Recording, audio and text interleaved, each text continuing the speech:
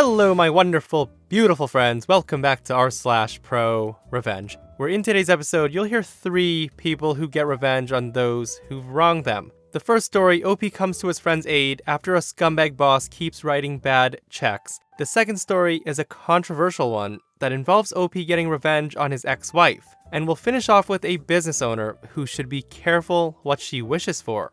My friends, I do hope you enjoyed the stories today, and hit that subscribe button for future revenge stories. Let's dive in.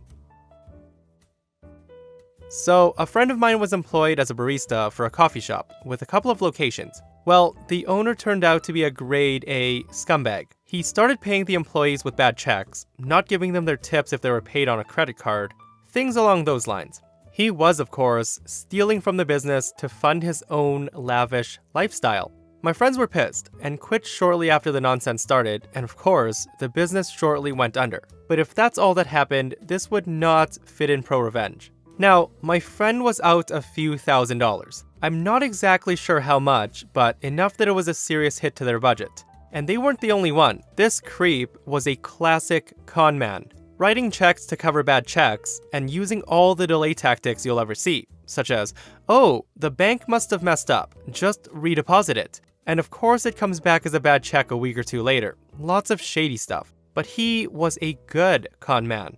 All told, 8 people were getting screwed over in excess of $20,000.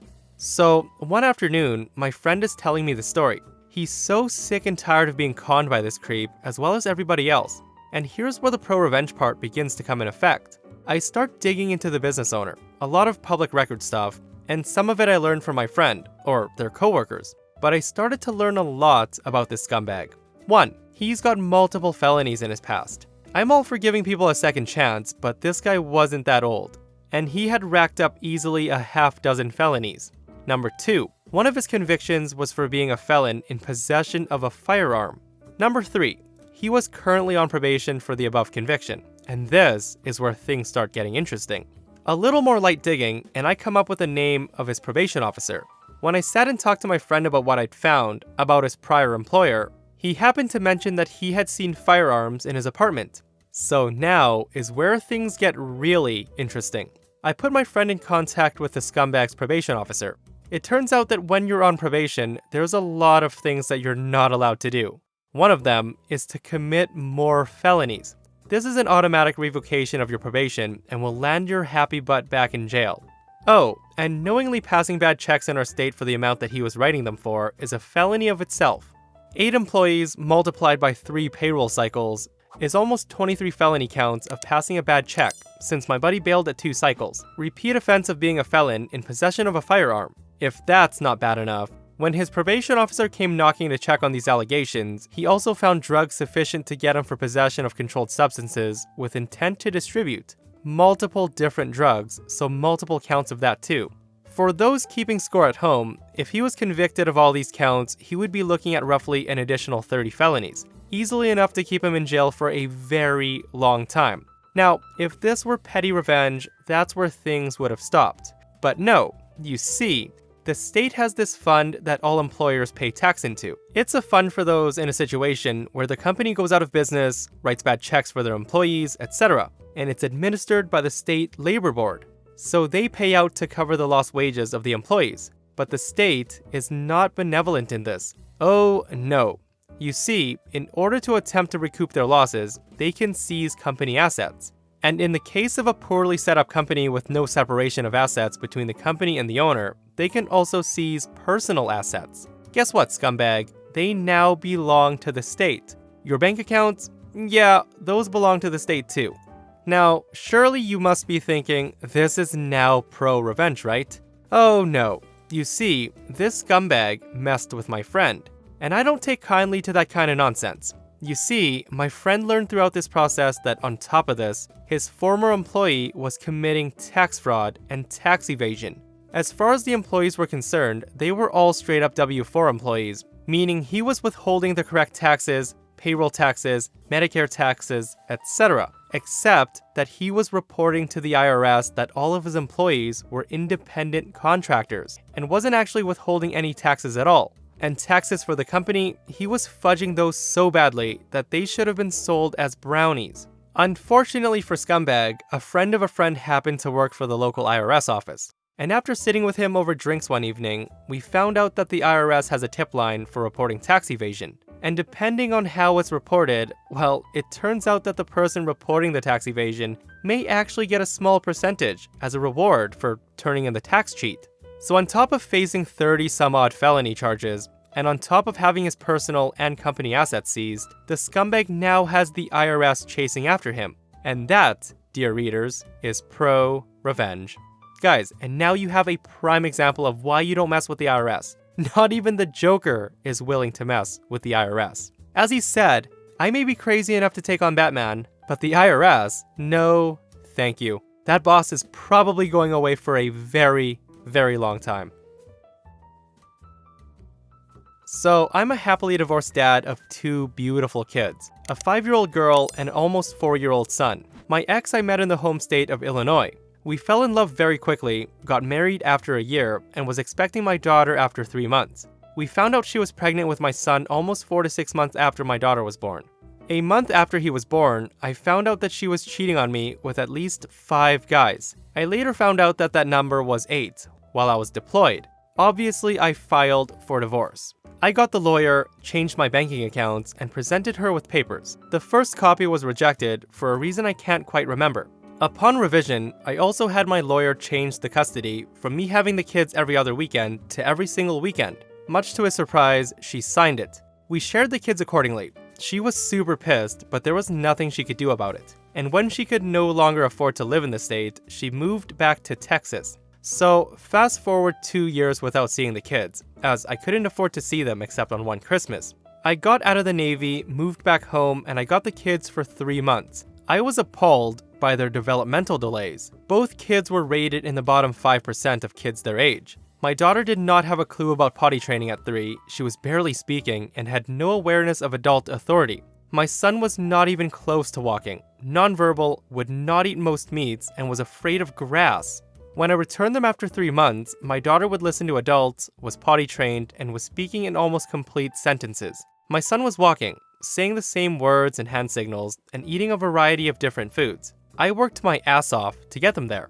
Anyways, I stayed in Illinois for about 1.5 to 2 years, gathering enough money to move to Texas. I had a little amount saved, but I started dating a girl who I came to find out that she was also wanting to move to Texas, so we pooled our money together and moved down.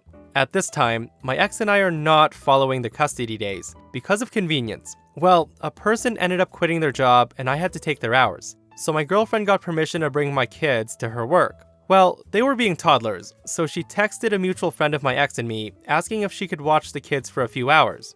That got sent to my ex. My ex and new hubby got pissed. They came to my work and chewed me out, saying that I need to take the kids' well-being more seriously. Now, I realized that I messed up that day. I was not mad at what they said. I was pissed at the fact they came into my work, yelled at me in front of my trainee, a customer, and my coworkers. So, cue the malicious compliance and revenge. So during my setup phase, I was not paying my full child support. But that ended because I was now taking things more seriously. The next morning, I talked to my boss. I told him what happened and I informed him that I could not work the time specified on my divorce decree because now I was taking things more seriously. I will now have the kids every weekend. I then transferred my ex the remainder of child support, informed her that she was right, and I needed to take things more seriously. So I'll be by after work to pick the kids up from my court-appointed custody. She was confused, but agreed. Then I called her on Friday evening to see if she has everything prepared for the weekend stay. She flipped out saying that they have plans all Saturday and church Sunday morning, and she screamed, "Why are you making these demands all of a sudden?"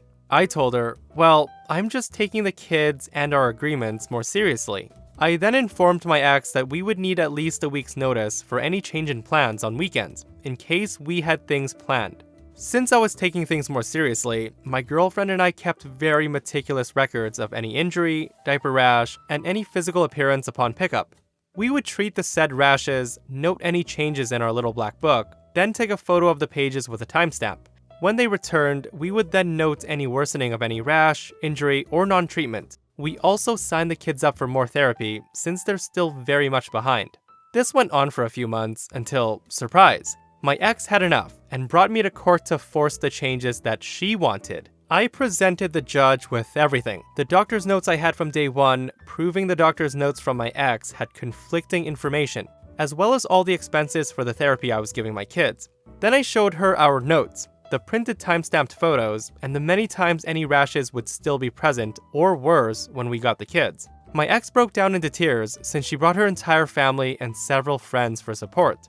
The increase in child support that she demanded was shot down, and instead was halved, since I was making less than I was prior. The change in custody that she so desperately wanted, well, the judge ordered it to stay the same with the change of alternating Sundays. Walking out, she asked me through tears, "How could you do this to me?" To which I replied, "I was just taking things with the kids more seriously." I love that part where OP's ex through tears said, "How could you do this to me?" Like he wronged her so much in life. Excuse me lady, did you forget the part where you cheated on OP with 8 guys when he was deployed in the Navy? Everything aside, a lot of people in the comments did not like how OP used his children as pawns in his plan for revenge. So there were a few points that were brought up about when she neglected them for years prior that he chose not to do anything. But it wasn't until they came into his workplace and embarrassed him in front of everybody that's when he decided to take things more seriously. What do you guys think? So, a couple years back, I bought my wife flowers for Valentine's Day from a national florist that had shops throughout the country. We'll call the big company NF for National Florist, and local florist will be LF. So, the flowers get delivered and they look like complete garbage. The arrangement was smaller than advertised, and the flowers were a few days from fresh and wilting. Now, in my opinion, it's Valentine's Day, the one day a year that a florist needs to be on point. So I called the local florist to complain. I wanted either a replacement arrangement or a refund so I could go elsewhere to get decent looking flowers for my wife. When I called to complain, the person who answered the phone was very rude right from the start. I have to assume it was a crazy busy day for her, and my arrangement wasn't the only one that had issues. The woman became very defensive, as if the flowers were a part of her soul and I was personally attacking it. I asked to speak to the manager, and she replies, "I'm the owner." We continued to argue for the next couple of minutes when I threatened to stop payment on my credit card. She said, "All right, I'm gonna refund you the money, but you'll never be allowed to step in my store again." And then she hung up on me. So I spent the next few hours on the phone with National Florist, bouncing all over the country from call center to call center, moving one rung up the ladder of their corporate structure at a time. Until I get about 4 steps from the top, someone gives me a boost. I got the actual number of the CEO of National Florist. I spent 20 minutes on hold after speaking to the secretary and briefly explaining my situation. I tell the CEO what happens, and he couldn't have been nicer. I told him that I had ordered from different National Florist stores from many different states in the past, and was generally satisfied, and I felt like local florist in no way represents the National Florist brand, and they should lose their affiliation. He did not immediately respond to that request, but he said he would investigate the situation, and in the meantime send me flowers from a different florist locally within the National Florist brand. I received those flowers within 2 hours, and they looked amazing, better than I could have asked for. About 2 weeks later, I received a letter in the mail, and the letter apologized profusely and thanked me for bringing this to their attention. Apparently they keep tapes of the calls made to the florist, and they reviewed the tapes and agreed that local florist did not represent how National Florist wants to treat its customers, and local florist will no longer be a part of the National Florist brand. He gave me a $250 gift card to any NF store. Within 2 years, LF closed because it could not compete against the National Florist brand. So yeah, I guess I'll never set foot in that store again. And that, my friends, brings us to another end of r/ProRevenge. Guys, if you missed the last episode of r/ProRevenge, OP tells a story where he's in the foster care system and encounters a horrific woman. Check it out if you haven't, and I'll see you guys in the next one. I love you.